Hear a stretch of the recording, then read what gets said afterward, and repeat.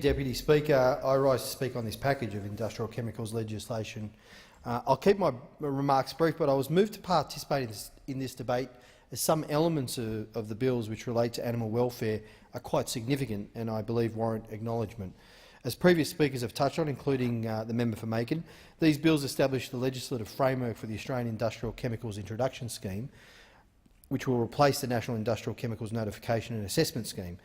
This latter scheme, NICNAS, if that's the way you pronounce the acronym, is the body currently responsible for regulating the introduction of industrial chemicals in Australia, whether by importation or manufacture. Under the new scheme, a risk-based approach to regulation of industrial chemicals will be implemented. Now, significantly, Deputy Speaker, this means there will be less emphasis on pre-introduction assessment of lower-risk new chemicals and a greater focus on post-introduction evaluation and monitoring. Whilst the government is telling us that this approach will enable the regulator to focus on higher-risk chemicals and that it will encourage businesses to use lower-risk chemicals, I think, Deputy Speaker, greater assurance is needed as to whether the right balance has in fact been struck. Deputy Speaker, these reforms are extremely complex, and much of the technical detail will be enacted through regulations yet to be drafted. But there are a number of concerns as to whether the reduction in costs to businesses has been prioritised over health and environmental outcomes.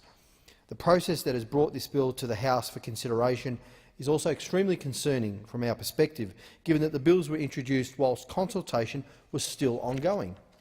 Even stakeholders from industry which are broadly supportive of the bill accept that further consultation will be needed, and many have highlighted technical concerns which still need to be resolved. As we've heard from the previous speakers in this debate, the bills were referred to the Senate Community Affairs Legislation Committee.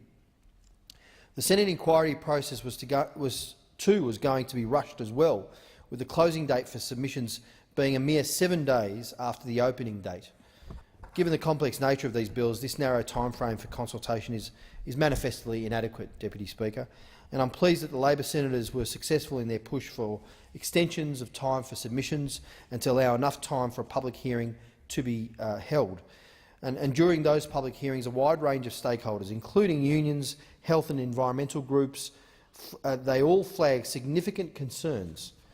And these concern mostly the focus of these reforms on the reduction of red tape and having failed to convince them in pursuing this reduction in red tape that health and environmental outcomes would not be compromised. One area of particular concern to my constituency in the electorate of Wills has been the apparent loopholes in this proposed legislation identified by a number of animal welfare groups, which is, to be direct, well below the standards set by Labor's Ethical Cosmetics Bill, which Labor had introduced over a year ago. The animal welfare sector raised these concerns, that specifically the ban on the use of animal test data for cosmetics has been drafted to be very narrow.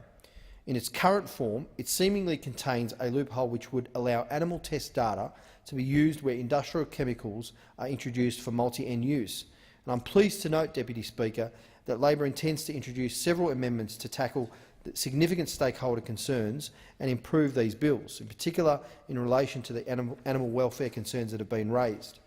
And Labor's amendments, Deputy Speaker, will ensure that the cosmetics animal testing ban applies to all introductions for cosmetic use, thereby closing those loopholes that I've referred to. There are a number of further amendments that we propose to move by Labor, and they are as follows: requiring an annual post-introduction report with the name, volume and date of introduction of the industrial chemical for chemicals introduced via the exempted introduction category. Labor notes the assurances given by the minister that the government will continue the work of the regulator to evaluate unassessed chemicals on the register and to ensure that the regulator tracks and reports on the status of actions taken by risk managers in response to recommendations from the regulator. We believe, Deputy Speaker, that our package of amendments will not be onerous on industry, but they will actually provide a more balanced approach with better health, environment and animal welfare protections. But it is important to highlight that the government has dropped the ball in prosecuting the case for these reforms. While this type of legislation can be complex and often quite exhausting to examine, it is of the utmost importance that this legislation is passed in an acceptable form, given the consequences Failure in the chemical regulatory system can be extremely severe.